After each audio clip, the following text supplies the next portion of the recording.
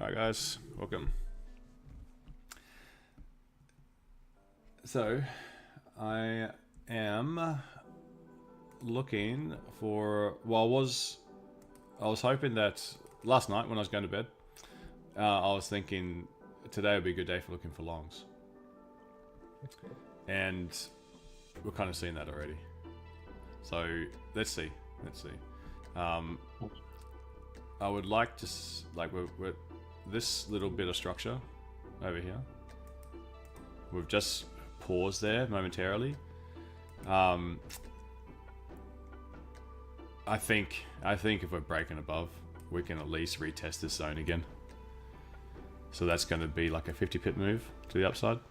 It'd be nice if we pull back first and go up. That's what I kind of hoping we pull back and then go up. But you know what today reminds me of? Today reminds me of that day last week. It might have been not Friday.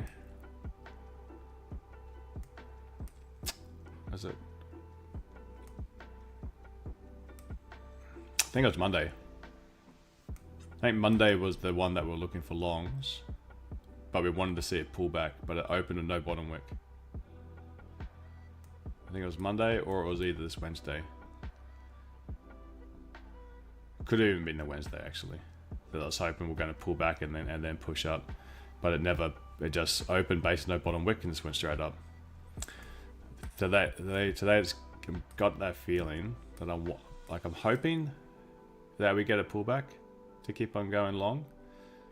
Yeah, we'll have to see. Hey IP. So at the moment, like, I don't really want to consider long-term longs until we're closing above here.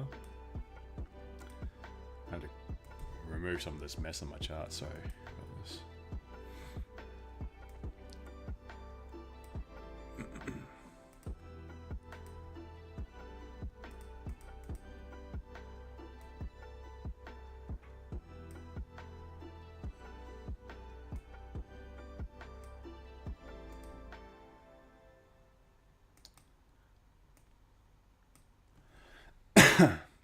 Okay.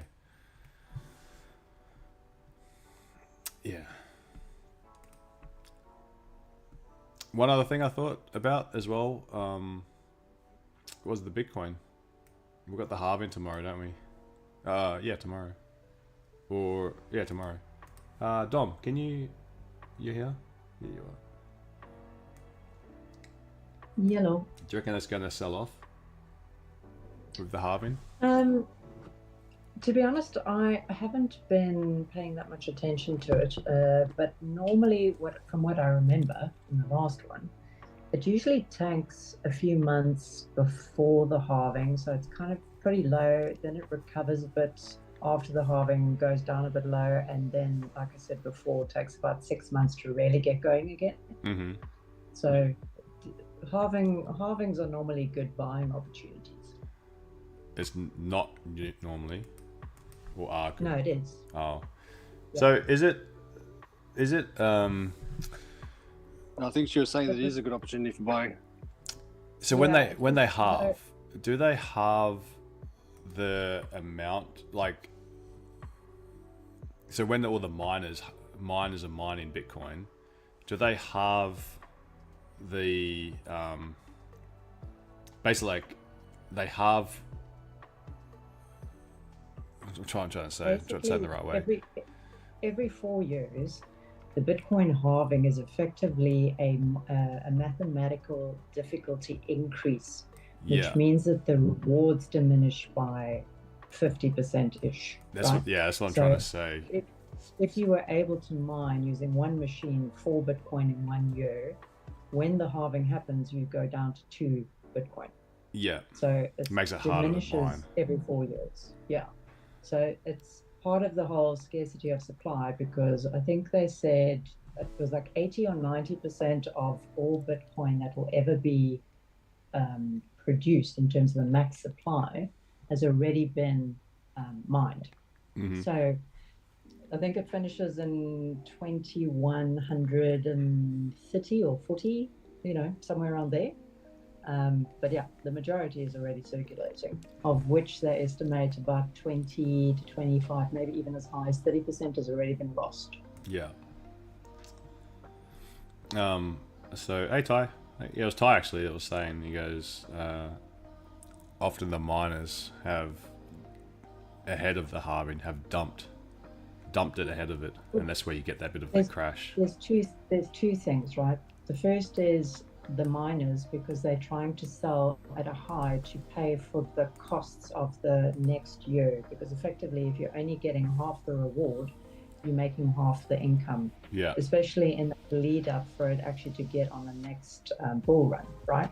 And the second reason, particularly, I think it's March, April for sure, I think is a big tax event in the US. So a lot of people sell whatever whatever amounts they need to pay their tax returns. Yeah, it was just this week. It was just gone. I think it was Monday this week. Yeah. It was tax day. So so you'll see I think April Bitcoin 15th. went down like 10 grand or something like that, pretty much like in a week or 2 weeks or whatever. Since April 8th. It'll stay in this range for a little while, on and off for a few weeks, maybe a few months, but then it'll pick up steam. Mm-hmm. And normally Bitcoin is the front runner. So as soon as Bitcoin picks up again, once that's gathered enough momentum, then people shift their interest into altcoins, which is when altcoin season starts, where you get those crazy returns when you buy, I don't know, new coins like Doge and Pepe and whatever. Yeah, okay. But they do say that this cycle will be different because of the institutional interest. Yeah, because we've never had that before. It's always been retail investors. Yeah. Yeah, I'm trying to not disregard it as a potential. Like, there's a lot of talk about whether it's a potential another safe haven. Too volatile to be a safe haven, but potentially it is. So I wonder if that's taken some of the shine off of gold and US dollar as well. So it's something to keep an eye on. If you went 4 years ago, I think it was in May 4 years ago, it should give you some indication of how it worked before. I'll have to go back. This tiny little ripple. Oh, that's March. Yeah, I'll have a look at that after. We'll talk about this more. I need to know more about it. Okay, so German and NAS and gold. I was not so much gold, but I was thinking for the equities market. I want to see, with the main thing that I'm looking for, longs. Oil came down yesterday. I know we might bounce here. VIX didn't keep on rallying as it had in the last couple of days, so it spiked up and then came down. So I'm thinking that is leading to some long opportunities. NAS was the best one to go long. German was good, but NAS, it did something really weird last night. That it did this spike, and this spike in literally like a 5-minute period was like 100 pips up and then down. And typically when it does that, you really want to target this high. So trading up to that would be a good idea. Now I put a trade on last night trying to go for that, and the thing, I don't know, it burnt me. It burnt me in the last, I thought I was onto a good thing. I was in this trade. This is where it moved 100 pips and then came down, and I got in on this candle, and I was going to hold this one, and I put my stops just underneath it, and the thing just before just went boop, stopped me out. So that was really annoying. And then it went sideways, and I thought I didn't want to get back into it again just straight away, especially going through Asian session, and I was hoping that we're going to be sort of down this area again, but it's just been grinding higher. So that was literally the open of the day where it opened, and it's just been going higher and higher and higher. So I actually think that's a pretty good sign to see continued recovery. News again, there's nothing really going on. So it's kind of difficult when they don't have a catalyst. We've got unemployment claims for New York session, but we don't even have anything, and yeah, there's nothing. So let's check financial dues. Do they actually have something that's a bit more? Home sales, claims, some Fed speakers, some more Fed speakers, some ECB speakers. Oh, we've got tips. We've got tips as well. Oh, that's another thing. The yields. The yields stepped down a little bit. So they were running pretty high, and like the 2-year was running up. Yesterday came down. The 10-year came down quite a bit. The 20-year came down quite a bit. So all of this was just showing like a sort of a risk off, or risk on mentality. So this is where we did see a bit of a pullback in like euro and pound. Pound was a weird one. Pound, some inflation news came in, but that inflation news at the moment, inflation came down, but it rallied quite hard with that news. So I took a sell on this one because inflation still came down overall. And I just got into early. I thought with CPI, we're going to have a bit more of an immediate correction. So I got in somewhere like here, and then I literally just got stopped out. Re-entered again. Re-entered on it again to target down to the news candle low. I didn't hold it though. It was I kind of wanted to see a bit more of an immediate reaction. I was a little bit impatient with this one. Euro is very close to my swing trade entry, so 1.07 as I discussed in the swing videos. So I'm really interested to see what it does when it gets up to here, and if we do start to get a resumption, of this any sort of like fear or uncertainty or doubt, then I'm expecting this potentially to be a high of the week. So at the moment, the weekly candle is looking like this. We bounced off this lovely little bit of order block. After a big strong week, it's pretty normal to see a little bit of a pause week. And I also said this in the videos, like, if we don't get the volatility to keep on going down, I don't see euro and pound really recovering too much against the US dollar, but it is normal to have pullbacks. So I also read that Lagarde was saying that it's almost a certainty for rate cuts in June. I think so. They're basically saying, look, I think there's even a quote by one of them saying that if they have to cut before the Fed, they will. They just have to. They will do that, and that seems almost certain now. Yeah, I've read that as well. So I really think that any sort of recovery in euro is just to create a lower high. So I'm not getting carried away long in this, that's for sure. But I didn't want to as well. Like if you think about on the weekly candle, the tricky thing trading for like swing entries is what I was saying. Like I thought Euro's on its way down, but when you get a weekly candle like this, when they've been so strong, and then on Monday you also get like a down, like if it doesn't pull back immediately but still goes straight down, you don't want to have a swing entry very early in the week where your entry is underneath the low of the previous candle going downtown. Hey Colin, how are you? Does that make sense? Like you really don't want to have a selling entry if your bias is down for swings. You don't want to have an entry underneath the low of the previous weekly candle early in the week, because you haven't had that top wick yet. So we know that price needs liquidity to push down. So each time these wicks, they have to pull back, grab liquidity to push down, pull back, grab liquidity, push down, pull back, grab liquidity, push down. Near the end of the run, you often get where it doesn't pull back. It doesn't need to pull back much. It just goes like straight up or straight down. And that's usually a sign, like an end move sign.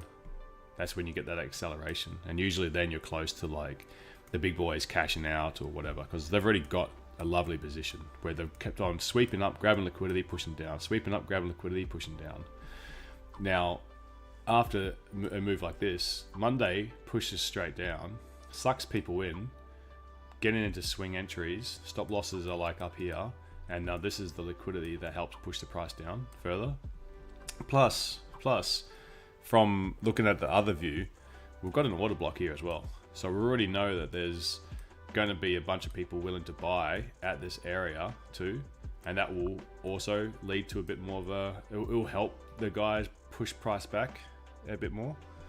So this is where, like, on the week, if we start the weekly candle, so that's the first day of the weekly candle, when it pushes down and does a wick fill straight away, it's really hard to expect that that's the high of the week and we just go down.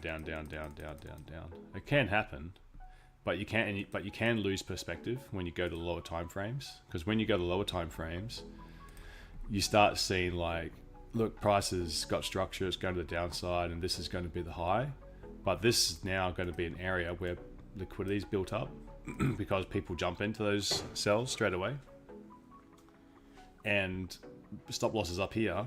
It's just attractive area for the big boys to grab, and that's what we're kind of seeing.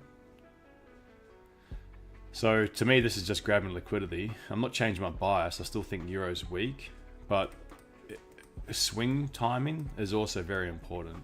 Is that I think I make my point pretty clear, is that if the weekly candle pushes down, the easier trades is when it starts pulling back early in the week, because you'd hope then like Wednesday, Thursday, it starts to do that, and the weekly candle will still close like what we think, but it's just giving you easier areas.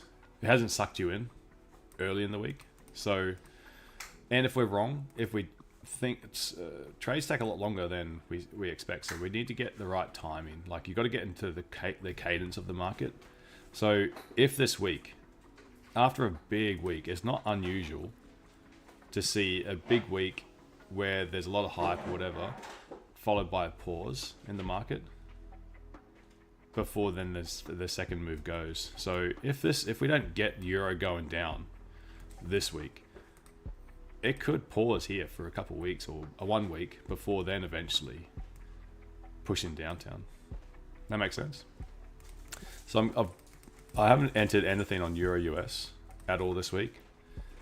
I was always waiting for roughly around this area to see what happens. This 1.007, and we're getting close. We're getting finally. I think that's what sort of frustrated me when I was initially started trading with much higher time frames, and yeah, based on my teachings at that point from that particular company, the ones shall not be named. I would often find it frustrating because I could be in a trade for say 5 days with prices inching its way sideways, and just become completely disillusioned to the trade and forget about what it's all about, and then it would make its move and I wouldn't even see it, because I would have got in at the wrong time or way too early, thinking structurally it all makes sense. Well, yeah, it does, but timing was out, and so then you just engage in the trade for days and days and losing. It's because we're just so conditioned these days to want something and it happened. It takes time, man. Trading's slow. Well, the scalping session's fast, but it's a whole different than kettle or fish, because swing trades, you're going by an idea and you're letting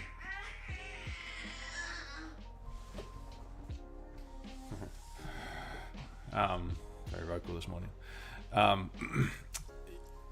Swing trades, you got to let the idea play out, and they've got to suck in a whole bunch of people, and you really want to see like these strong levels hit. Whereas scalping is the same thing. It really is the same sort of price action.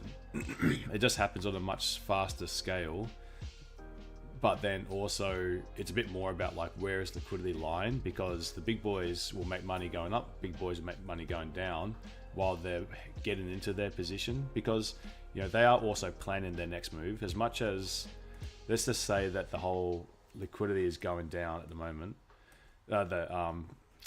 let's say that they were looking to push price down mainly, they're still building a buy position at the same time, because at some stage when it does go up, they still want to have that, their buy position will be offsetting. It'll be a hedge. They want to push price down as well, but at some stage price will keep on going up because the stock market does go up. So it's good that they're not going to be all in on one side, but they will be more in on one side, but they still need to buy and sell and stuff all the time. So scalping is about looking for liquidity, go from liquidity to liquidity.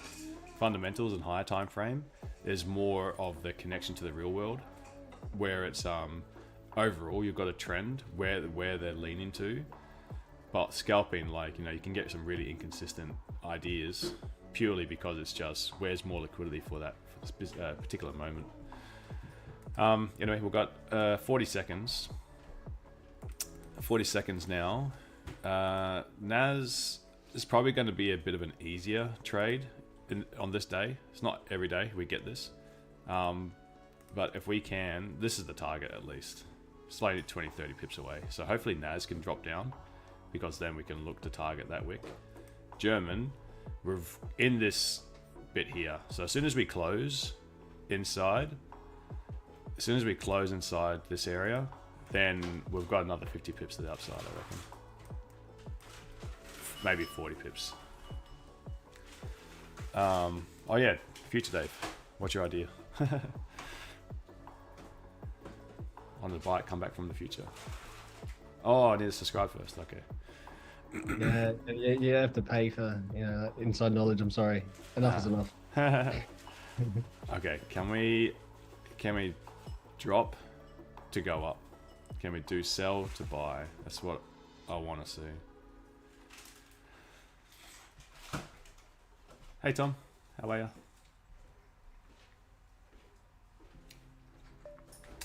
Russ as well. I called you out before. I wanted to hear about how the Caribbean was.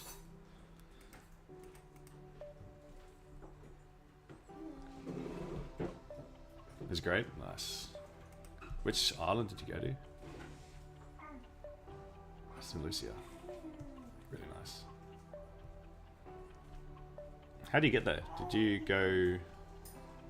You fly? You just fly directly there, don't you? To St. Lucia.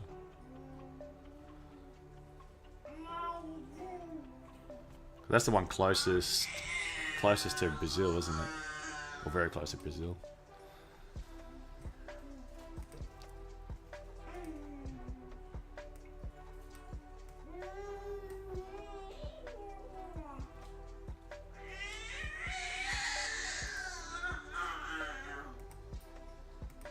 I don't think she's going to be a very good singer, do you? Eh?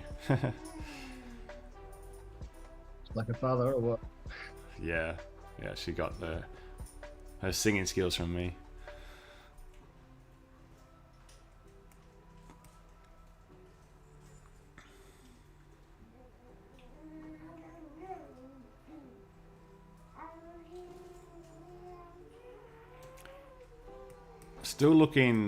Still think anywhere like in this overall the trend's not up until we're closing. What? Let me say that again. I'm not looking for longer term buys unless we're closing above. But I'm looking to trade up to that level. And then I'll be securing around these levels for sure.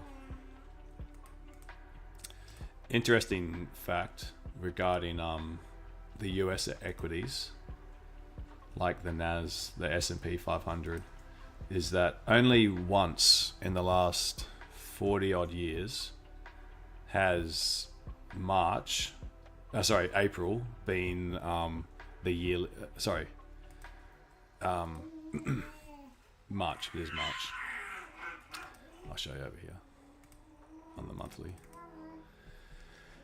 Because we had this big run up had this big run up, and then March and April were the highs. Only once in the last 40 years has a yearly high been in March or April.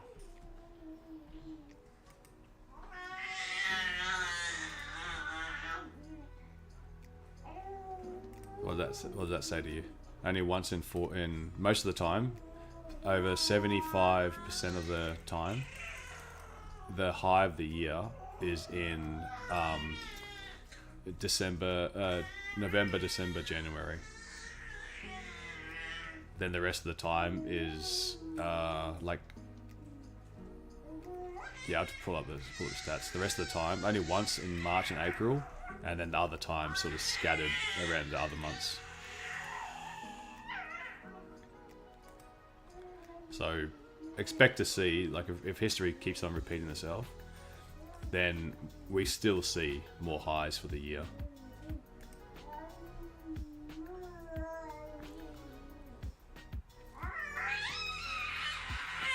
Does March, April correlate with something else fundamentally that it pushes down? Well, April's tax time in the US. Right.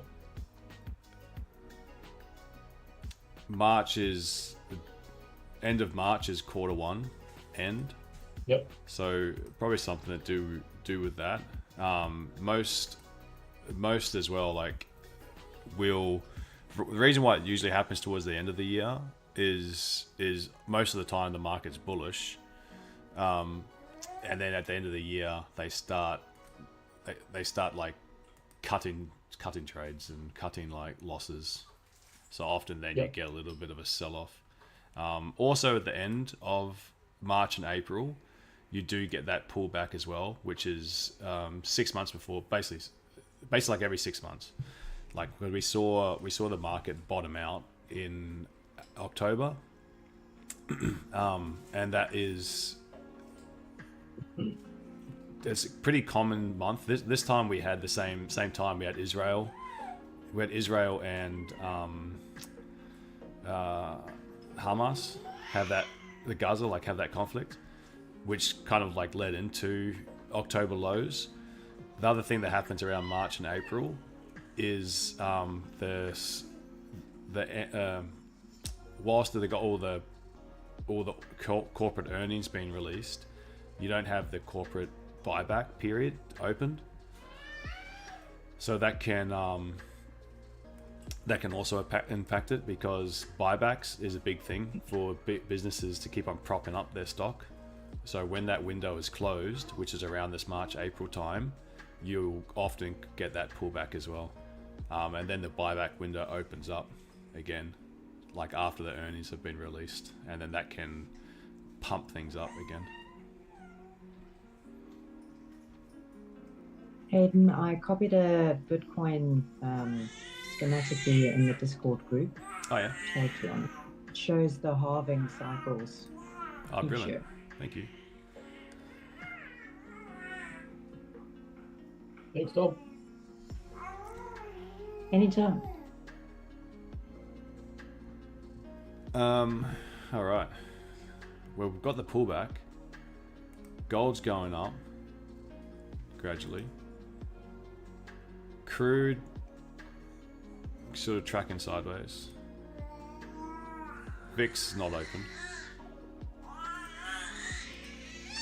Can I entertain a long? I'm worried about this little bit of trend line, or this little bit of liquidity. Matty, Jesus. Yeah, I'm seeing a lot of liquidity in the Asian session. Yeah, I want to see. For it to go down that low. I don't want to catch a falling knife.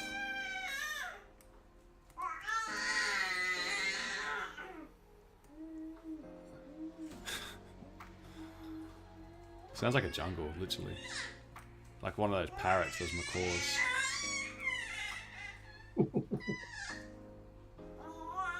Did anyone take this? Did anyone go in given this a bit sell? I did. Good one.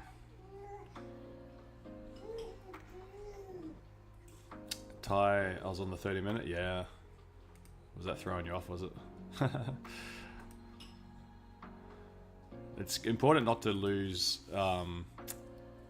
focus on these lower time frames as well, of where you are in the bigger picture. Because ideally, I mean, you could scalp trading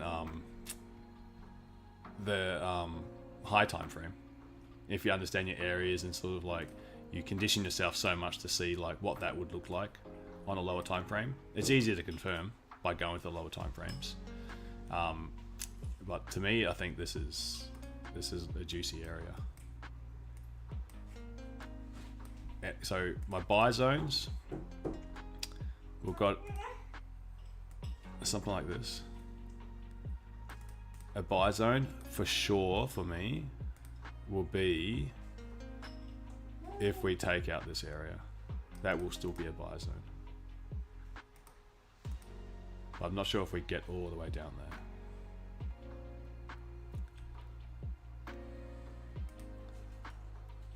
But this area as well is an area of interest.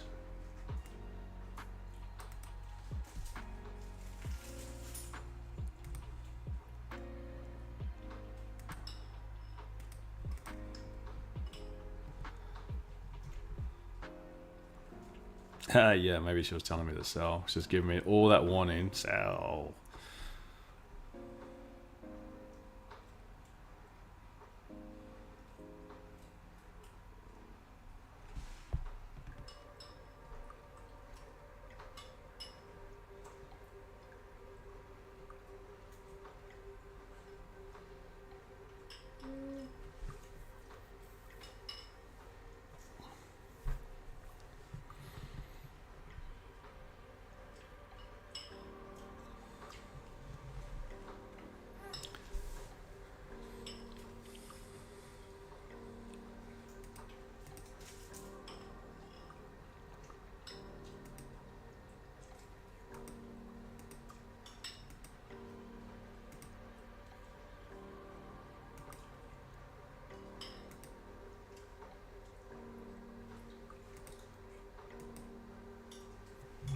Okay.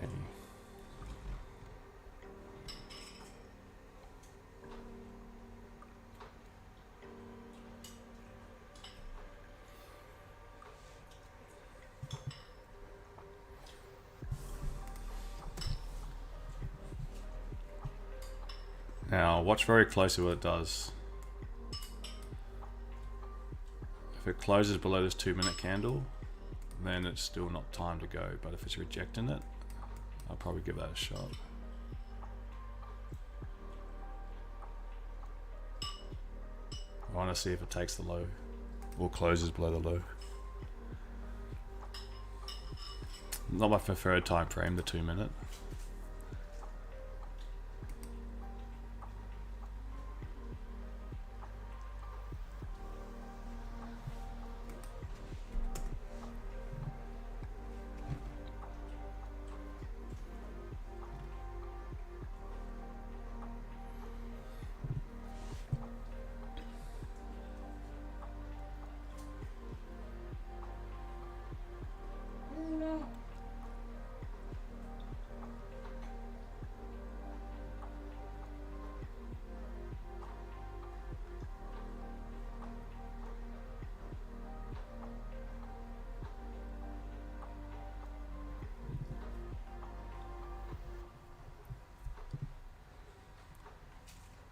Very nice.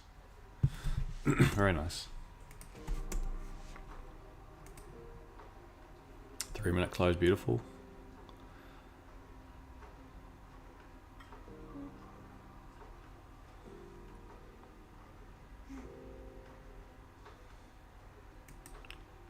Did I get home?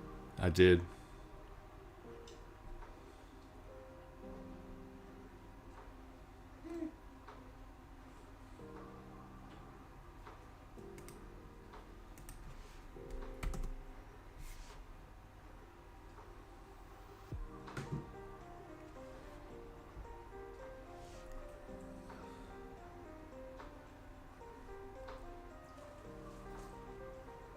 I did, but I wonder if it's going to do I wonder if I should secure some. Let me secure some.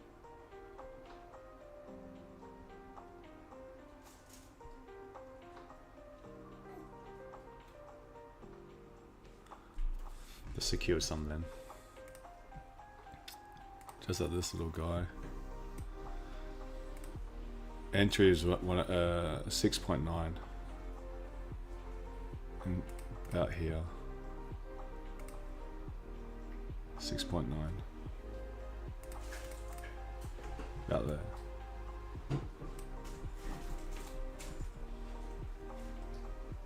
Does your magic keys work if you've got your mouse on another screen? No, you've got to have that. You've got to have it clicked on the MetaTrader. Yeah. Because I was a bit slow on the entry then, because I was on the Because you had to, you clicked and then had to go back. The screen, and I went to take the trade and it didn't go in because I was on the wrong screen. Yeah, it's a pain, isn't it? That's why Yeah. it happened to me all the time. And then I set up a second laptop, so it was like always ready. Right. But I haven't been using the magic keys at the moment. So like when I got back, I haven't set up the just my desk is just kept it free of clutter. Yep. So I've just got the phone just below here, so it was just ready to hit.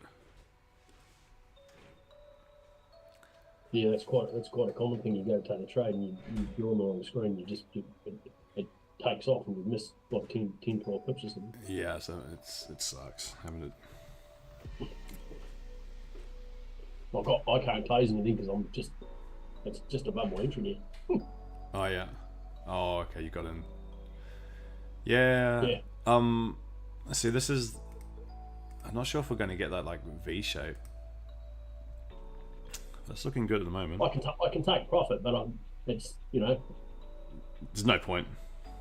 No, not where I am. Yeah. This area will pose a problem, I think. So a scaling opportunity would be once we can close above here. Yes. Until then, we can just be bouncing around. Maybe it does a retest, etc. Oh, sorry, actually I didn't see this.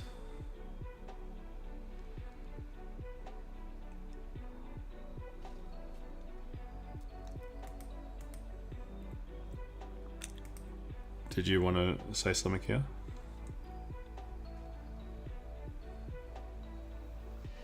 Oh, actually it's not here.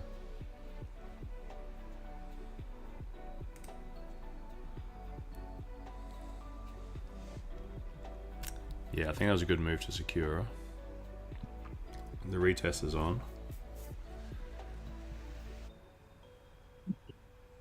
Now, as long as nothing is closing, if we're closing below here, then it was a little push, little retest, and we might be digging deeper.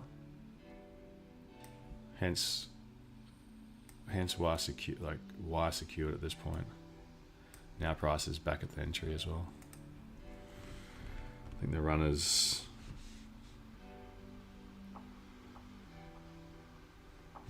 probably going to get stopped.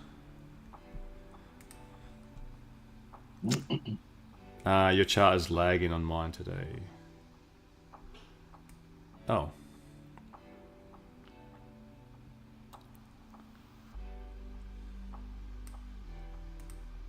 There's always a delay under YouTube.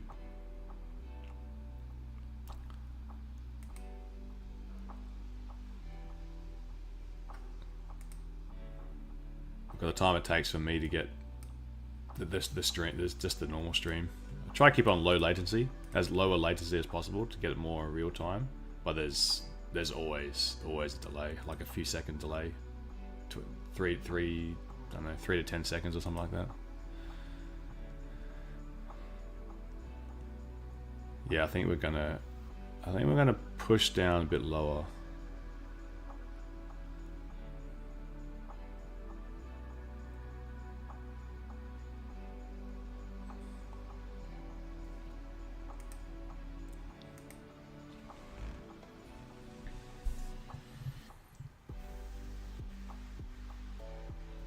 So I'm not looking. My runner's gone. So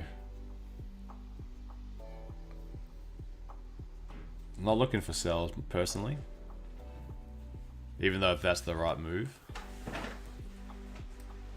just because I was already set on something.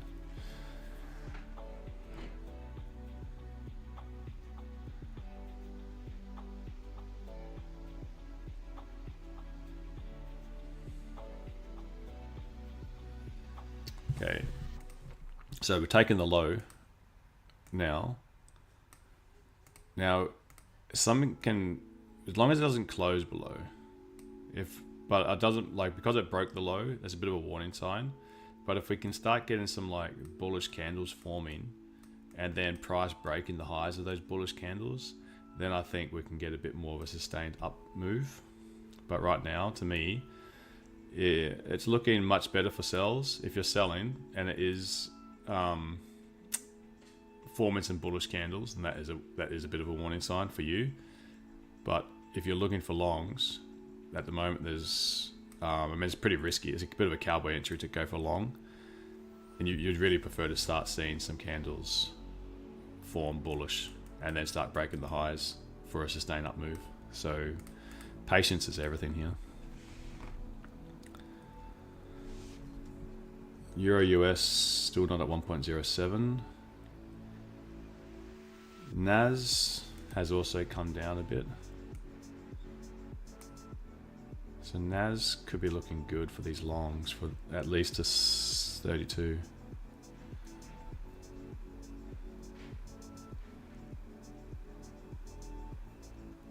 Yeah, I'm probably going to chuck a NAS on actually.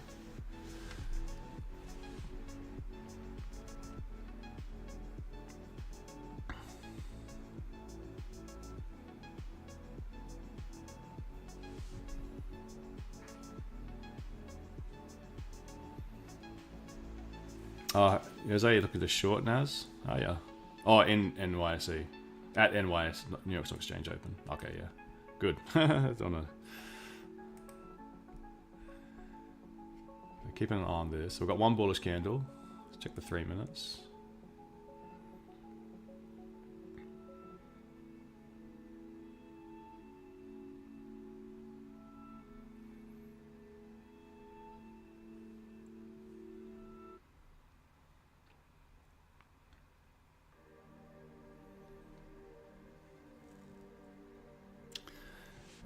You know what I did yesterday? I was trading when I did that mistake again when alert went off, and I tried to put a trade on to German yesterday around lunchtime, but I just put a trade on gold, and then when I put a trade on German, it was the lot sizes were very different. Heart skipped a beat as I was crossing the lights. It's like, oh, because I saw like immediately, just with the spread, how much as soon as you put a trade on, I see the P&L. I'm like, that's not right.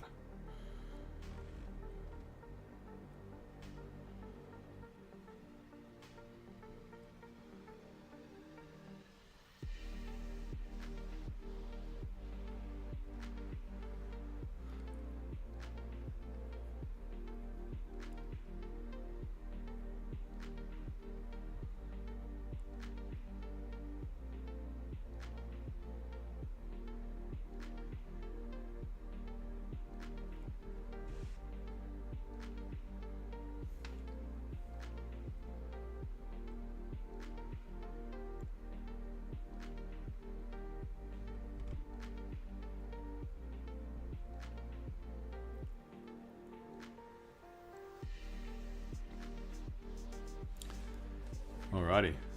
See the little bullish candle failing to break. Come on. Just pause a little bit. Pause a little bit and then start breaking above the wick again.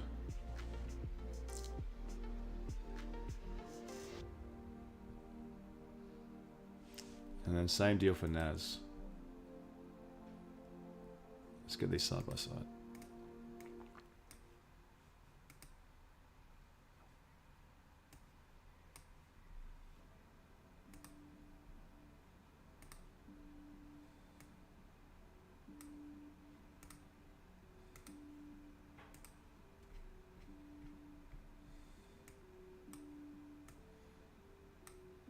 go, come on.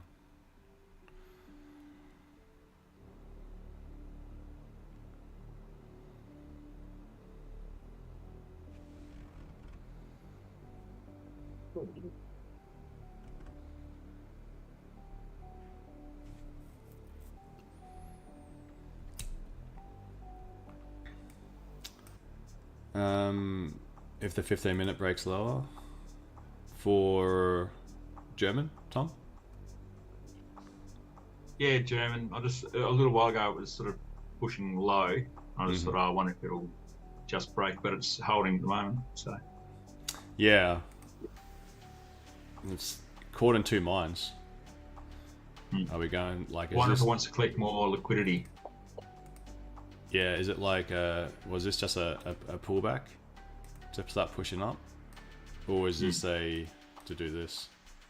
So at the moment it's like a bit of we've got a bit of a battleground going on, some bulls and bears.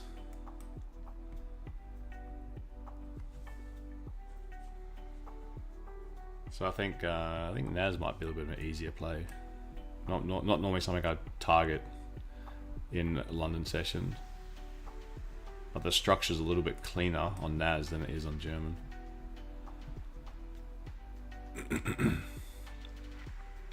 There it goes. So come on, oh, that one.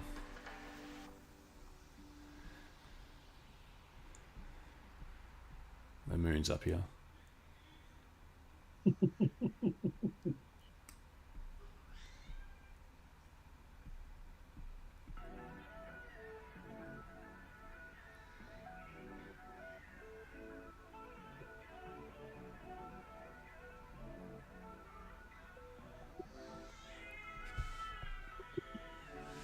Nice. You had to be pretty quick. But did anyone take the NAS?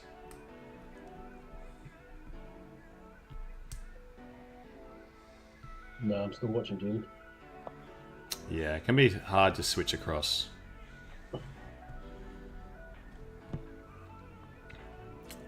I just like to try and focus on one thing in one session. Yeah, that makes sense. Once you start getting used to one, like really comfortable with one, it's much easier then to like focus on a couple of things as well. Oh, Dave, you went long NAS. Awesome.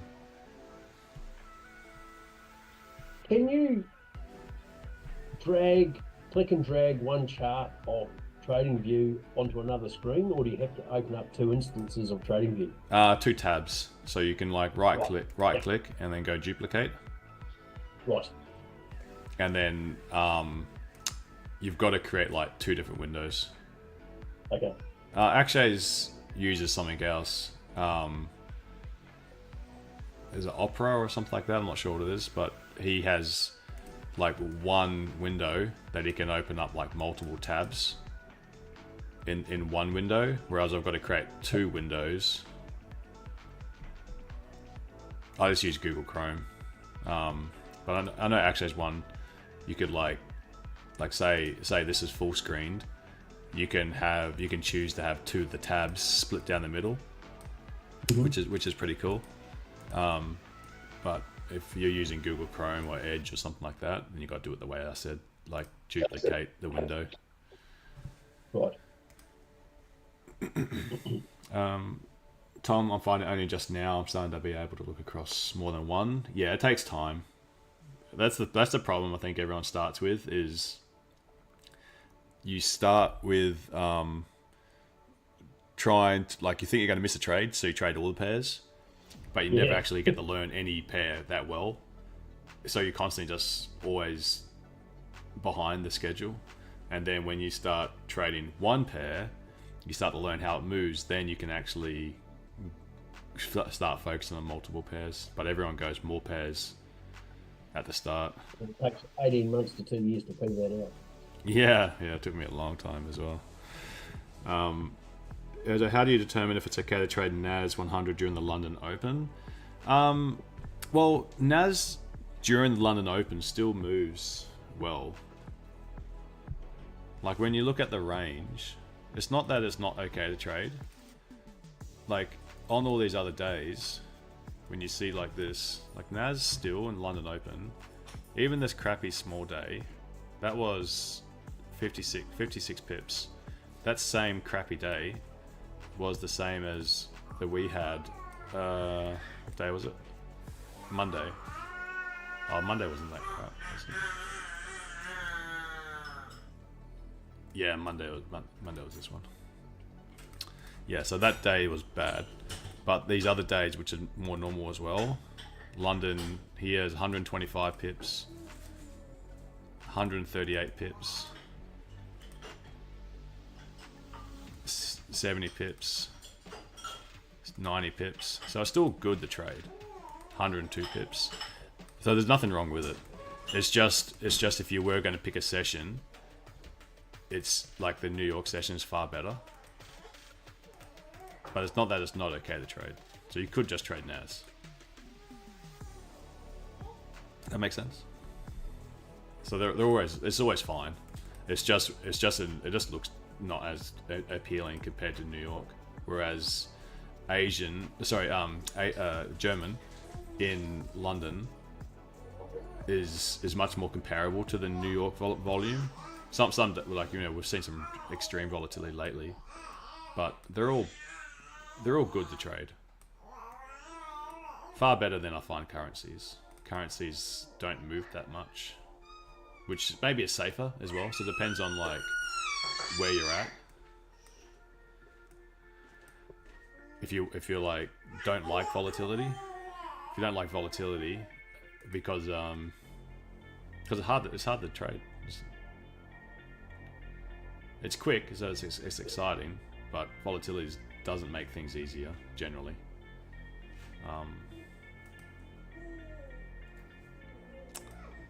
Okay, gold though, on the other hand, gold's something I do normally steer away from in London, because I find it's very, like, London often is a bit like fake out and rangy. I mean, if that's your thing as well, then you know you can trade that for sure, expecting that to be limited breakouts, but then when it does, like, you can really trade London well. It's kind of depressing seeing, like, you know most of the time in London you're going to get a period where it just goes up and down, up and down, up and down, up and down.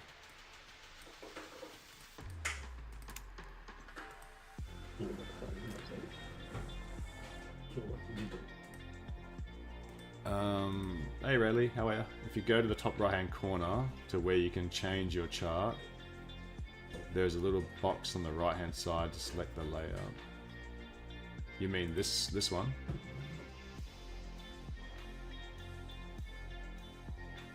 Is that the one you're talking about? Yeah, but the thing is, I have that. This is the layout that I have, and I've got, it's German. If I'm just focused on German, I want to have all the different time frames on German. So if I change the pair, it'll change all of them. But I know what you're saying. You're saying, like, you know, if I unsync the symbol, then what I can do is I can have NAS on this top right hand one, German on this bottom one. Yeah, but I sync the symbols so that I change it. I just prefer then it's easy for me just to have two windows like that. But yeah, good tip.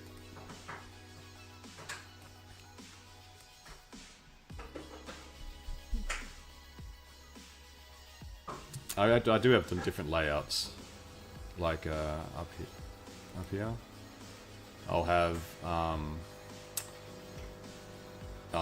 not recently used, but I'll have like equities layout, which I've got all the different windows, and I've got all the different, I don't have the symbol synced, so I have like NAS, German, FTSE and something else. Oh, how do you sync? Click this little window, this little icon at the top right, and then it's these sync and layouts. Symbol, interval, crosshair, time, date range. So if I'm backtesting, yeah, it looks like German was just consolidating to go down further. If I'm backtesting, what I'll do is sync the interval. Time. Sync the time. So that when I click on a specific candle on like the daily or the 4 hour, then the 5 minute will jump straight to it. Straight to that area. So that's handy when I'm backtesting. I'll tick the time.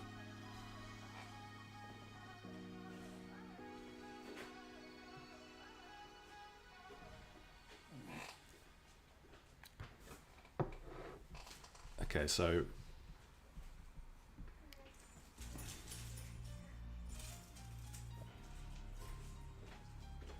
oh, okay. Jose. Yeah. Yeah, I mean, if you just wanted to focus on NAS during London Open as well, that's fine. Still got decent range. If you download the TV app, there's a little dual monitor in the top right, which allows you to have TV to as many monitors as you want. Oh, cool.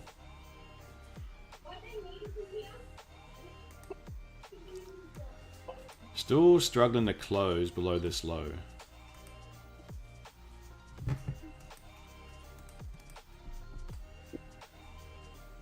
And now we've just been going sideways for the last 30 minutes.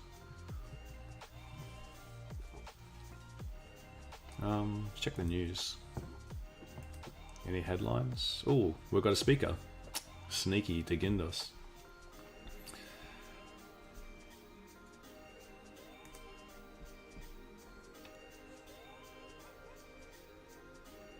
Funny how they really flip flop a lot. Like one speaker will say, I read this morning saying it's almost certain there's going to be a rate cut in June, and then Digindos is saying, yeah, there's no, what are you saying? There's no certain path to rate cuts. Oh no, it's the way they do things. You've got it's the way they moderate without actually doing anything. You send in a hawk or you send in a dove to start talking.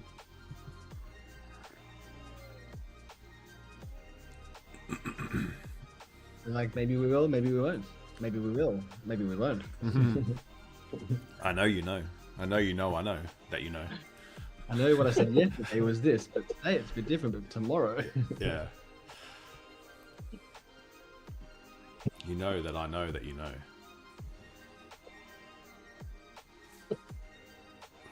Like a sort of an abusive relationship, you know, when they're like gaslighting. No. Yesterday I said it was all good. No, but it's not today. No, but you said it would be. No, but it's not. I didn't say that. When did I say that? Who said that? I may have said that before, but it doesn't mean that I really stood by it, and it wasn't really the truth. What the truth is yeah, these guys. Yeah, like, it'd be so good to have the information that they do. So here's an interesting thing. For gold traders, any US traders, this is something that could disrupt my swing trade idea for Euro US. But German's doing something. Gold, because I'm still long gold. I've still got my long entry from Monday running, which was here. Still running. Now, targeting, holding it for a while, targeting at least to break above 24.30. Now, not saying that's a good idea to take it, but it's still running. The yen are talking about defending their currency. So was Korea, and some of these smaller emerging economies are also talking about defending and like fortifying their currency. If there is a sudden like intervention in the FX markets and yen drop a whole bunch of like US treasuries for sale, that should increase the supply of the US dollar, and that could lead to temporary US dollar weakness or a spike anyway. So this is what I'm kind of hoping out for gold, is that you get a sudden softening of the US dollar, and that could wouldn't lead to fear in the market, but it would lead to softening of the US dollar, and if gold is priced in US dollars, then gold should push up higher. So I'm really waiting to see US yen continue another leg to the upside. At the moment, it's just, you know, we consolidated, we pushed higher, we're consolidating. I'm kind of looking for it to push higher, and then I think we can see, we've seen some signs. Like you look at these at the last couple New York sessions. Look at this spike, and then look at this spike, and there was no news at that time. So we're starting to see, like, you know, little threats. And I find if we can push up higher, we can get a pretty big spike. And I think that spike would correlate well with gold longs.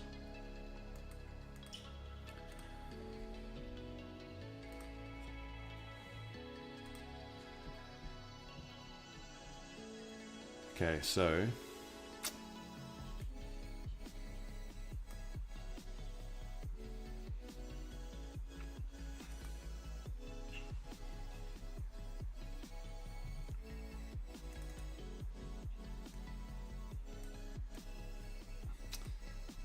morning, Heath. Oh yeah, Dan, I was just about to say that. One of them days again. Initial bit of fun, and then it's just gone to crap. But that's kind of expected as well, wasn't it? There was this today. There was no real news.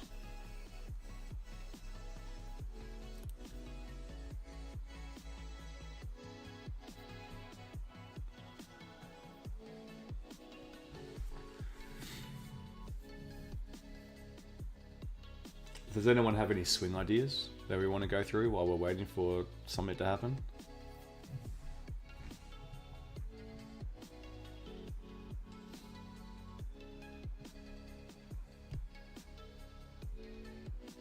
Nope. I'll keep German here on the side. Let's use this other screen. Oh, look at this. Are we gonna break out?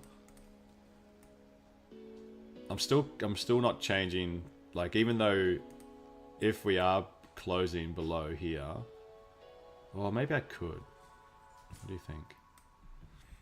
So let's say I don't want to look for buys myself, even though I think, because I prefer to look for one direction, and that if it is breaking down here, whilst there's good opportunities, I'd prefer it to like pushing into an area for me to go my original buyers. It's just me. I always find I miss the trade if I switch my buyers. But there are times that if you get a good read, price might extend further down.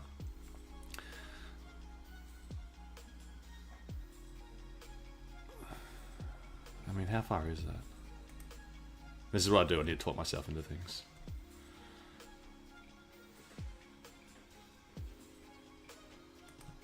Yeah, just keeping an alert at this area.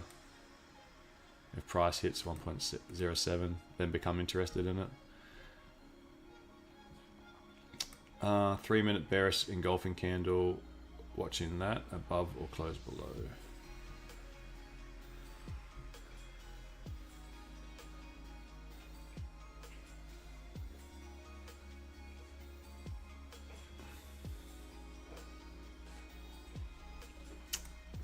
Oh, sorry. Oh, this one. This is your line now, is it? So whatever happens with this candle, if we finally break above, then we're going back to the upside. Yep, that's pretty good reasoning. Oh, there's a poo map. Okay, let's check the poo map.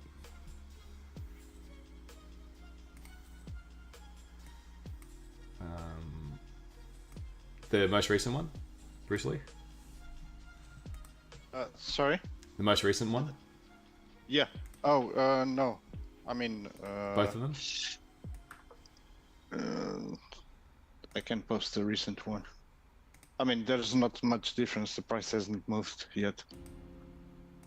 But I think it's gonna at least go to the Hong Kong gap. Down Which is underneath. It's the green area. So 17,770. That's where I've got this area. Yeah, that's my buy zone. That's what I'm going. Oh man, could I talk myself into doing a sell to buy? You could ask us to talk you into it if you're struggling. Convince me.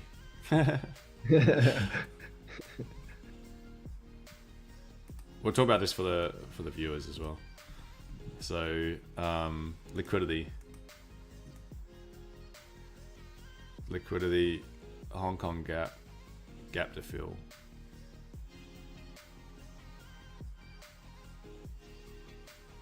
Oh wait, this is NAS. My mistake. Yeah. This one.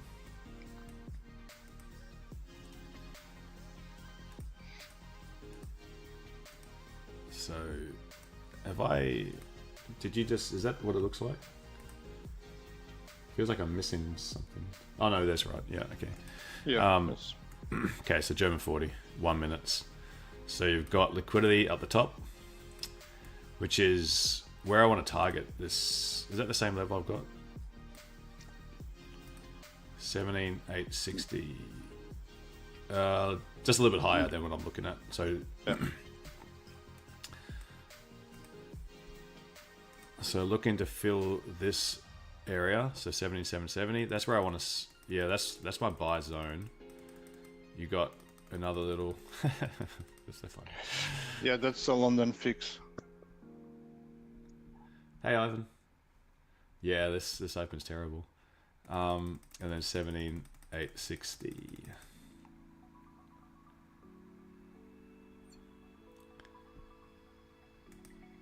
Oh, IP. Yeah, there's a. Yeah, go to the website. Go to the website. There's the free for all part of the Discord. Everyone's invited. That's the links on the website. Just follow like the Discord little icon. Johnny, hi guys. Anyone use Black Bull markets? Black Bull's good. It's the New Zealand broker, but they're pretty high quality, good latency, 500 to 1 leverage for everyone, which is decent, which is very good, very handy. Only thing is for Black Bull markets, I really recommend them, but the only problem with them is because they're a New Zealand broker. If you want to do like a withdrawal, it's a wire transfer, so it takes a little bit longer. Plus, it's a bit more fees.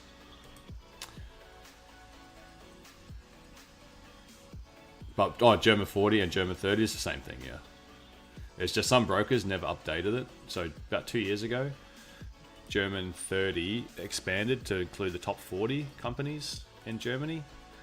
But what a lot of people had is that when they created the new chart from German 30 to German 40, what happened was they lost. I think it depended on how the broker was set up. Is that if some of them, if you went to like the daily chart or the weekly chart, you'd only have data back to when they went from German 30 to German 40, and that would be like 2021 some stage. So I think it was just easier just to keep it as German 30 so that you'd have more access to more data. But German 30, German 40 is the exact same thing.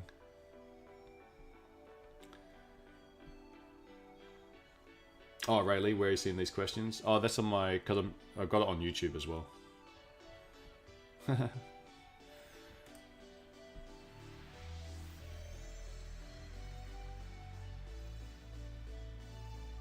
Yeah, because it records there, so everything's recorded. So it's just much easier. So when we actually, some of the stream, I record to YouTube. But then before and after, it's just easy. It's an easy wet place for me to skip things. Plus, it's free education. Jess, what if I fly home to get the money from New Zealand, knock on their door to give me the money, or get the bros around? Yeah, cousins. Get the cousins to go get the monies.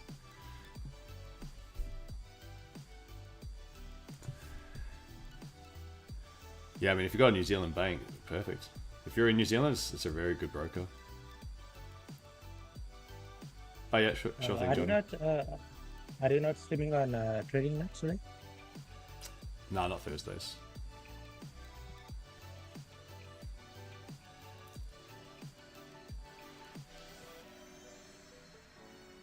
No, Thursdays not there at all.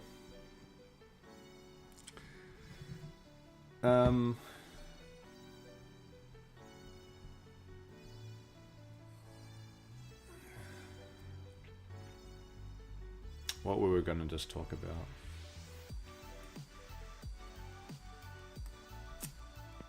Oh yeah, actually, did you want to explain your trade scenario? Yeah, sure. Oh, where did you put? Oh, it's up here. Yeah. Can you open a 3-hour chart first? Oh, Okay. 3 hour. So yeah, this one is 3 hour already. The link you open, it's a 3 hour.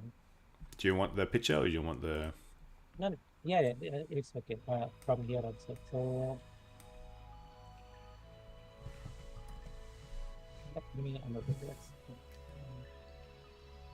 Yeah. So if you see here, we have a HCS. Previous HCS was here. Okay. So from here to here, these are the two HCS. Yeah. I mean the HCS. So if you mark that zone, because we broke the HCS to the upside, so this area become our buying area right now. Now, if you look into the hourly right now, for moment we shift the structure on hourly. If you go to the hourly, for moment, if you see here, this was the low which created this was the lower high, we created new low. Then after this one again like that, we never close above. Then price created a new low here. This was again here, new low created. Now here what happened, we broke the structure here. It may be temporary, but right now we broke the structure. So yesterday price came back into that area, into this area to retest, and now we want to continue pushing to that side. So temporary, at least we may come back to upside again into this, maybe hold this area, and maybe from that area we will again get a selling opportunity. So this area make a lot of sense for the price to push to the upside. We may get some kind of reaction from this negation, but depend, are we gonna just generating liquidity here to ultimately again push the price to the downside down.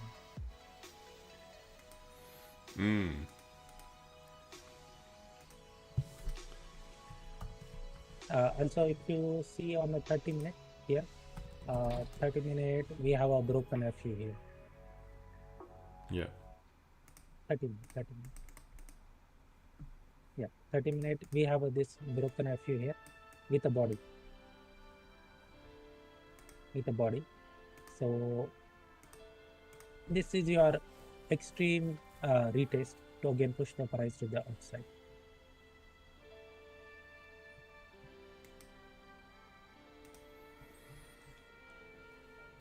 Hopefully it gets into these little buy zones. At the moment it's doing jackal.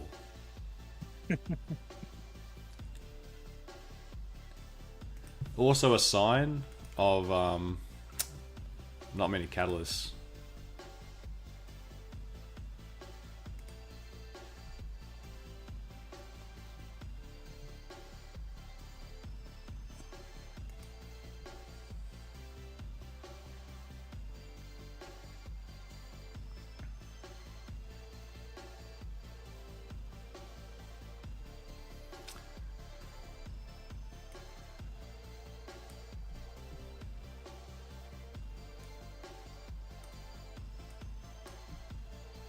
Do you have any pound Aussie ideas? You still following that? No, that trade hit the TP. Yeah, up here. Here, till here. This was a trend line liquidity for me, so till here. But We may continue, but we need some kind of pullback again, so we will push the price to that side. Aussie had some good news this morning. The unemployment ticked down. Aussie's been coppering and battering as well, so I wouldn't be surprised to see a little bit of relief buying. Does that make sense? So like Aussie's been copping it. But wasn't that conflicting news? That unemployment went down, but employment went change. Yeah, employment change is always up and down. Look at these. Okay. See how like, yes, more people are looking for a job, but there are less people in a job.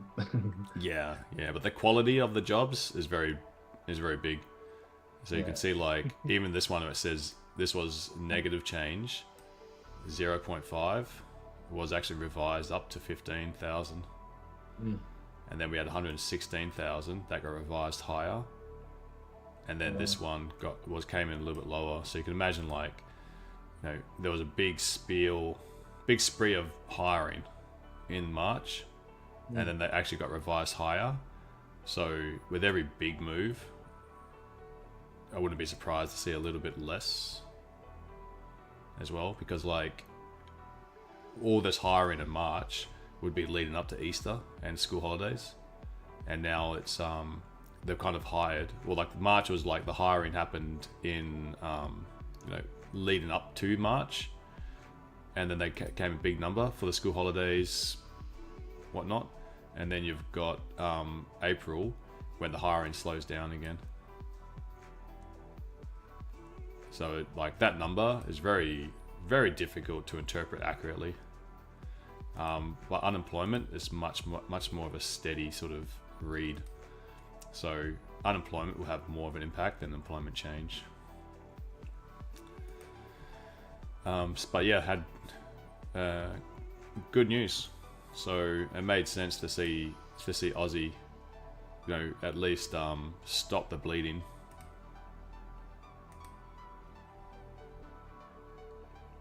But it's still very much to the downside.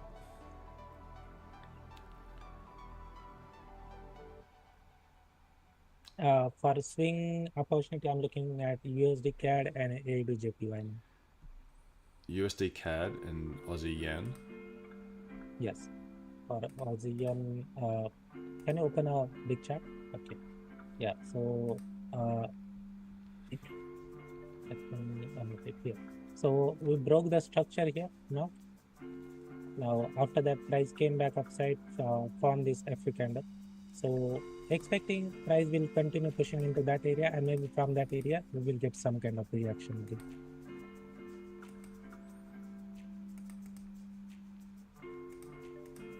Like that?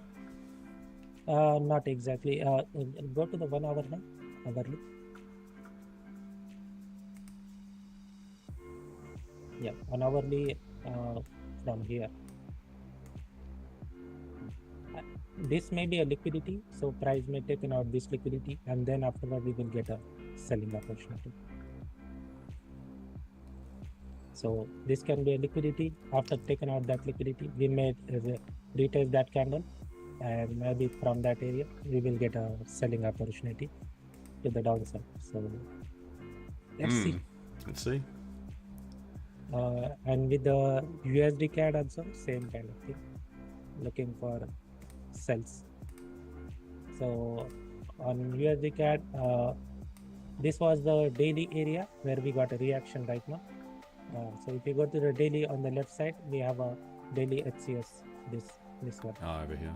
So yeah, this is the daily HCS. So price tapping into that area, we got a reaction right now. I'm just waiting for the 4 hour structure shift. So price haven't broke any kind of structure, so I need price breaking this thing. Yeah. So if price able to break that thing, we may come back into this area, and maybe from that area we will get our sell. But early indication already showed right away here after forming that HCS. Single candle negation also, HCS also. So this was I mean, people who got a sell, that was a perfect entry to continue pushing downside. Maybe they have to hold it up. But if once price able to break this FU candle, because we are getting reaction from that FU right now. So let's say if we eventually break that thing, then any kind of structure is forming in this area, that can be our liquidity to again push the price to the downside.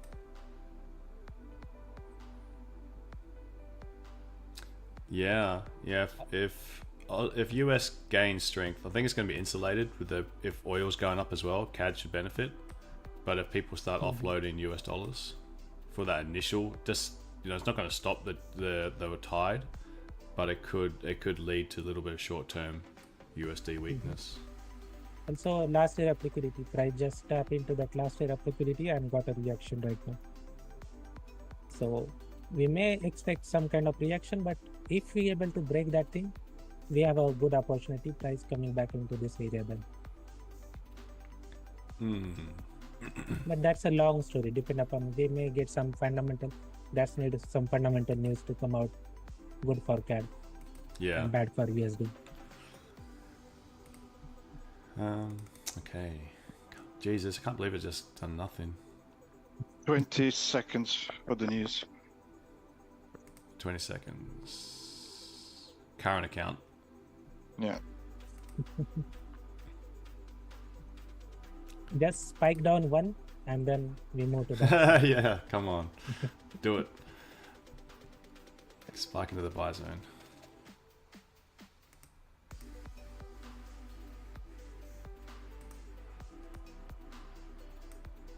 Here we go. A little gap lower.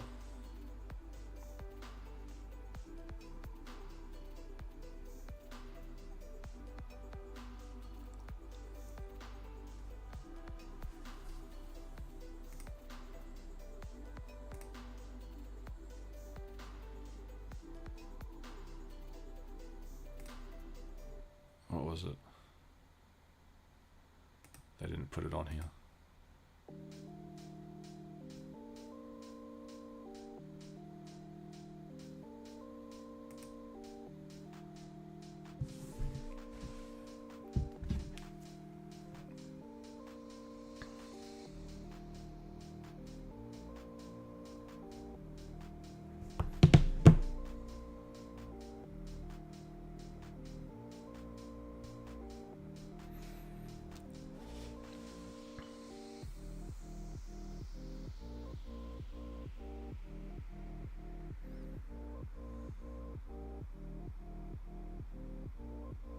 Come on down.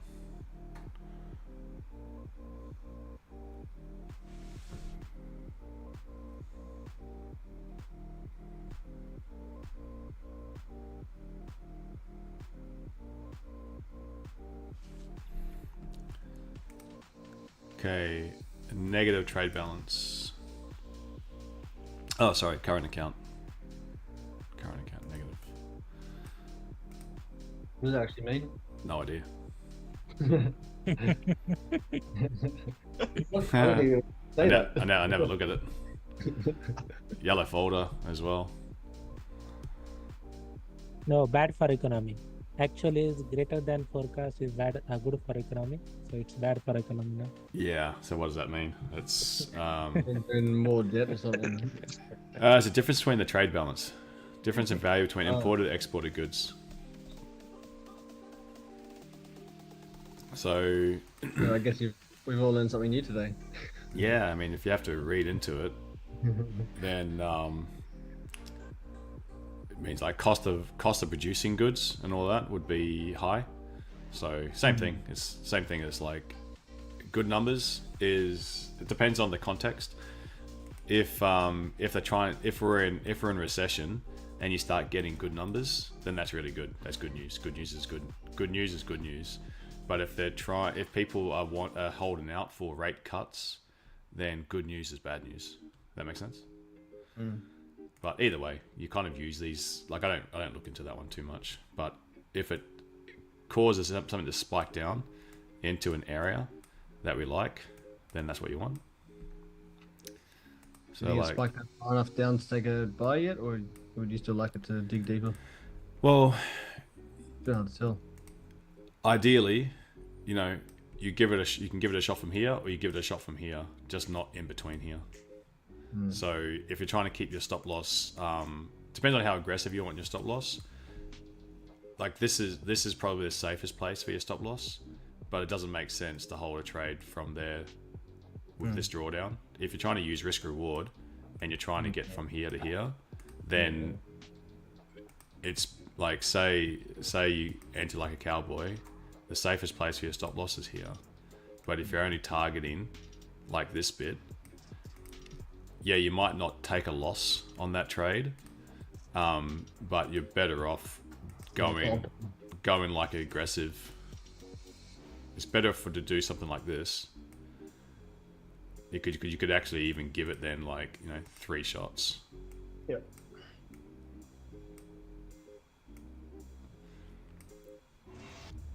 That makes sense. So it's like you take a loss. You might take a loss.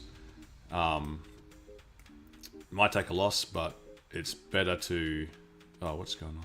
I've got 2 trades. Not being selective on your trades, I guess. Yeah, it's just there's no point like holding drawdown. But the danger is that, like, what if it turns around before it gets to your entry? Then you sort of just taking a loss and then never got the win. So it's catch-22 sometimes.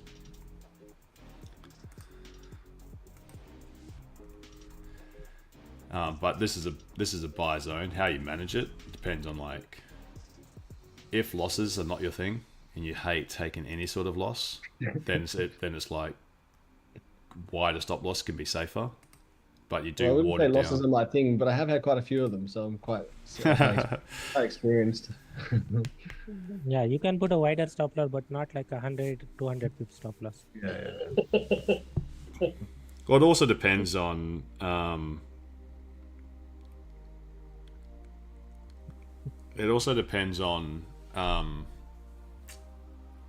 if you're trading for an income or you're trading to grow an account. That's also the difference. Because whilst you can still take like some pretty big losses if you get these ideas wrong, you can also utilize a lot of your account. Like, you can't do this on prop account. That's for sure. But the difference between prop accounts and trading like personal accounts is, on a personal account, let's say you have an account like with 20,000 in it. Should you, if this is a personal account and this is not all your money, should you only use 1 or 2% of this account? That's the question.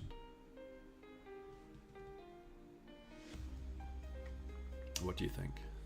As opposed to if you're trading for a living and you're trying to take like swing trades, if you think that there's from your backtesting and your consistency, if you think there's a good chance that price is going to go up to here, then you treat this area as dollars, and you think, how much is that worth to me?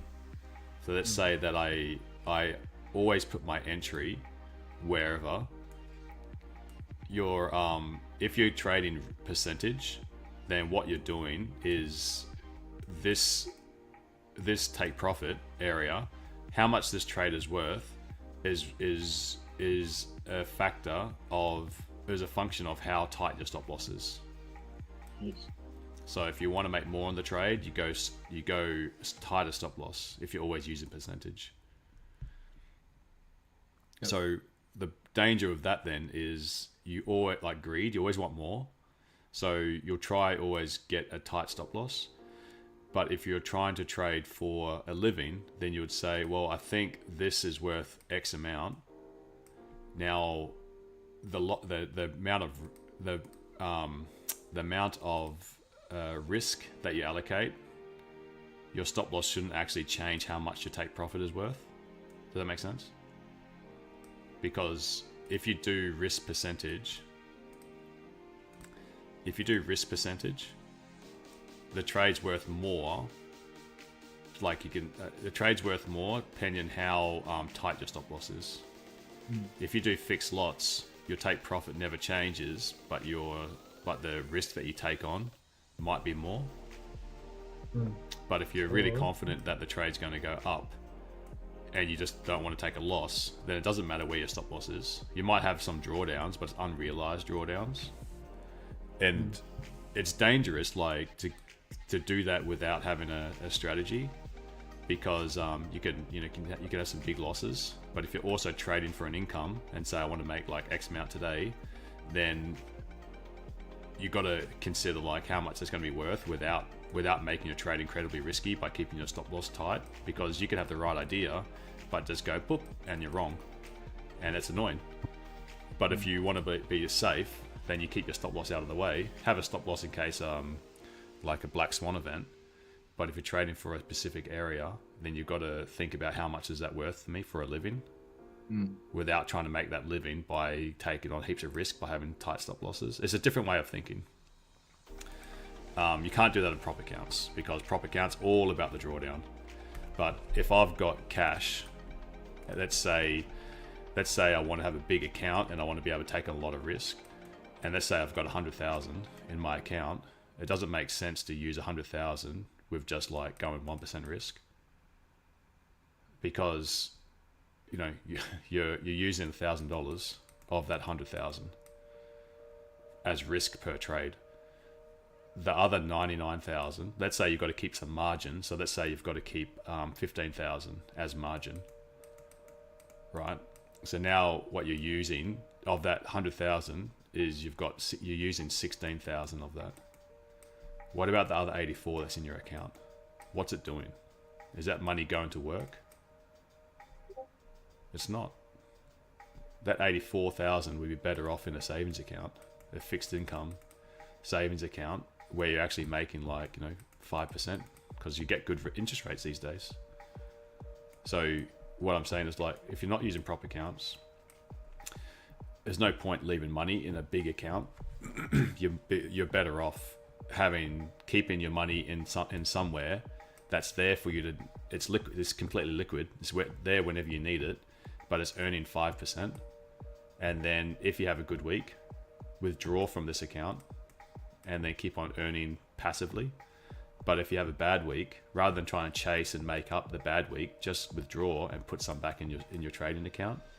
But you can actually utilize more of your trading account per day, rather than just keeping it all in the trading account, not being used. Makes sense? Because like at the moment, you can make like a few $100s a month on interest that you pay tax on, but you're still making a good few $100s on this. But I'm still missing a piece here. I don't understand. So you're saying you should then have a $15,000 account, but only use fixed lots because 1% risk on that, it doesn't amount to much increase? Or I don't understand. Yeah, if you're using fixed lots, then you're not really worried about what's in your account, right? Because you might use some trades you might put on, and it's like a 5% trade. It might equate to a 5% trade, but it doesn't matter so much because it's not 5%. Like if you're tied up with thinking, oh, I'm using 5% of my trading account, but let's say your net worth is 1 million. Does 5% of 15,000 actually present like, it might only be a 1/4% of your net worth. It's just you're using leverage with your trading account, so you can actually put on bigger size but not actually have much in your trading account. Because the danger is of having a lot in your trading account is if you start gambling or you start having a bad day in revenge trading and you blow it. So you don't want to have too much in your account if you're prone to that as well.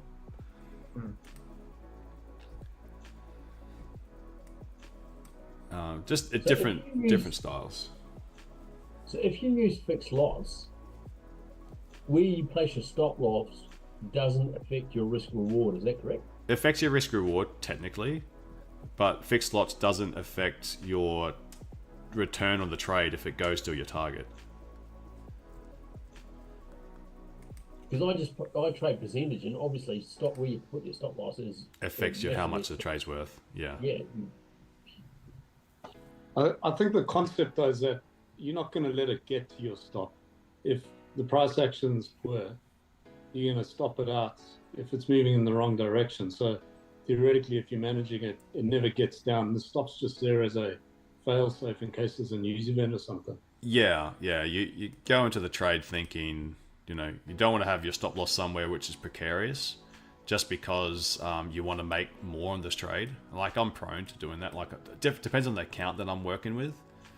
Is if I've taken a loss and I think, oh, I want to make that back, I'll try go for a 4-to-1. But then it means I've got to put my stop loss somewhere that's more risky. And that means that I'm probably likely to take 2 losses because I'm going too hard to risk reward. But if I was trying to just make an income, then I would say, well, I think there's a huge chance that price is going to go up 30 pips. Now, how much is each pip worth for me? And then I'd be using fixed lots because I'd say, well, those 30 pips, I'll make it $10 a pip. But if price does keep on going down, where's an area where I start getting uncomfortable with my trade idea? Maybe I'm just simply wrong. So then I'd have to either scale out or close that trade entirely.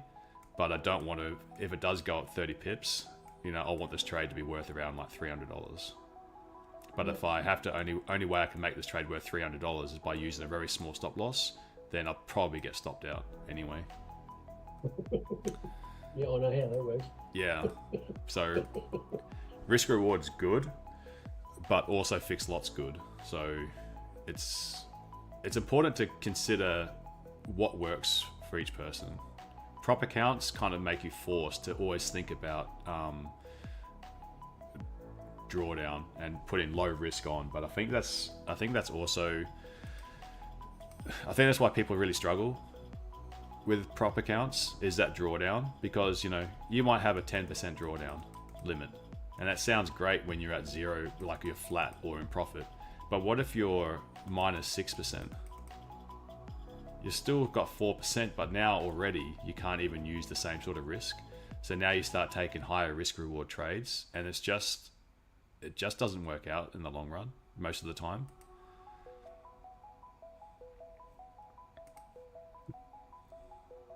So like, to be more like, it does work if you're really happy with your system. I'm not poo-pooing any system. I think it all comes down to your system, but trading for a living and having like consistent returns, your risk reward doesn't need to be great. It's just, you need to be confident with direction, your zones, expecting a reaction, and then you might actually incorporate higher risk per trade because you want to make, like, if it does go up here, you want it to be worth this much, but then also say, well, what if I'm actually wrong? It starts breaking through all my potential buy zones. I'll just have to cut it, but the loss will be bigger as well. But you're trying to rely on higher win rate over risk reward. The fixed lot option seems to work a lot easier in these scalping sessions because you can put the trade on and then look at it afterwards and work out where to put your stop, as opposed to trying to go through the process of calculating the risk reward. Yeah, I agree. Before you enter. Yeah, I think it's way easier because if you're trading one thing, you know what each lot size is worth in terms of pips. So if each pip is worth, let's say each pip's worth $10, then you know that the tighter your stop loss, the less risk you take on. But if it goes down 20 pips, I know I'm down $200. If it goes up 10 pips, I know I'm up $200. So you can quite easily then think, oh, where's my stop like here? Oh, how much is this? 40 pips. Oh, that equals this much. And you know how much that is straight away. So you can, usually the math is not that difficult. But if you're trying to like make your trade, each trade exactly 0.5% or 0.25% or 1%, then using the trade tool that helps calculate it for you is good. But it's also not necessary if you're just using like a simple formula.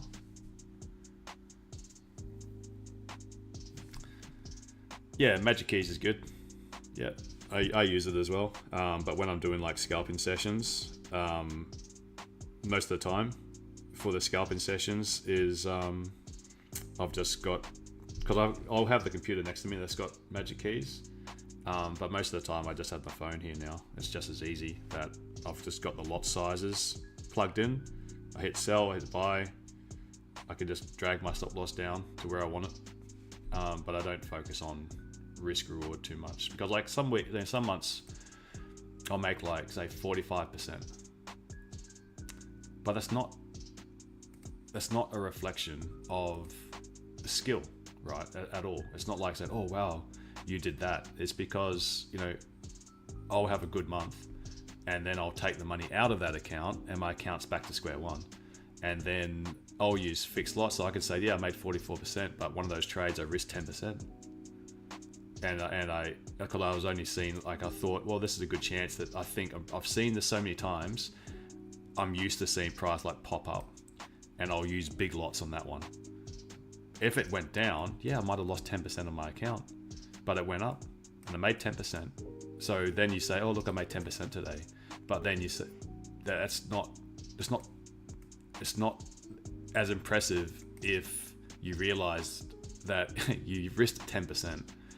So you're lucky that you got 1-to-1 on it.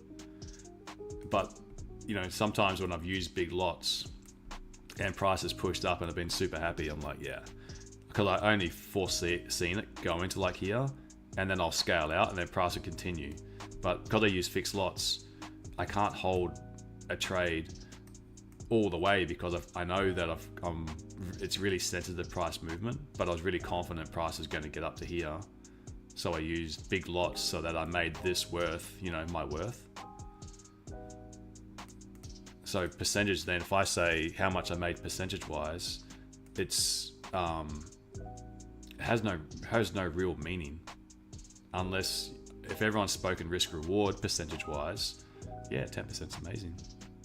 But if it's a reflection of how much risk you took on, then yeah, it's not impressive at all.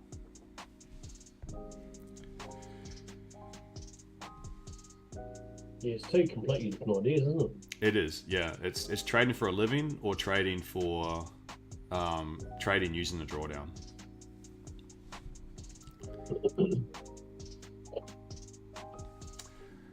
Alrighty, we're getting close here. So see what I mean? Like the top of the box had a reaction. Didn't hold. Had the reaction, but then there's no point having your drawdown down here. Your stop loss down here. If price is breaking inside of here, it's going down. Yeah. So I'd rather give it a shot here for like a 1-to-1, or going from like down here for at least a 1-to-1 or 2-to-1. But not having like an entry here, stop loss here, because then price only moves 1/3 of what you took on if you use percentage risk.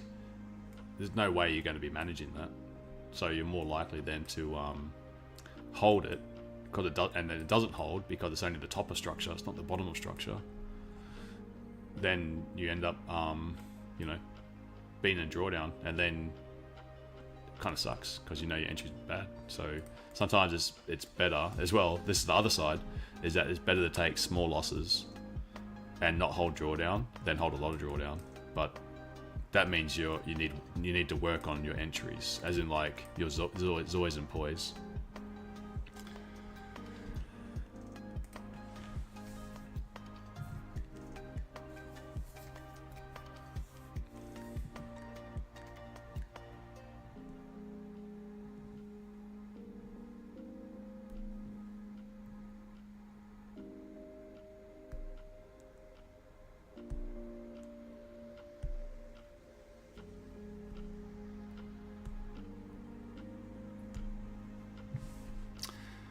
Damn,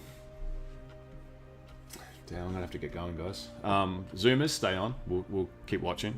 But I'm gonna have to get going soon. Sarah's gonna need to work. I need to look after Maddie. So this is my area I'm looking at, guys. YouTube. I'm looking at this zone. I want to see what happens here to see if we can get price up. But it'd be nice to see some sort of break of structure. I'd see the way that this is sort of consolidated like this as well, is I would see at some stage this being hit again.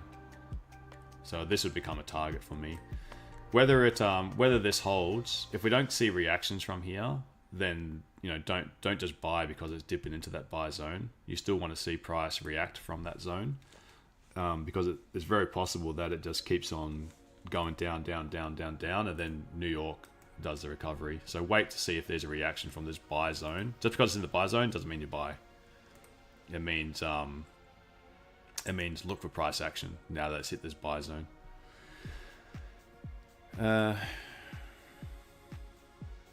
Pretty big drop though, 40 minutes, 40 pips in 6 minutes. No, 10 minutes. So now has someone said something? Anyway, Zoomers, stay on. YouTube, keep an eye on here.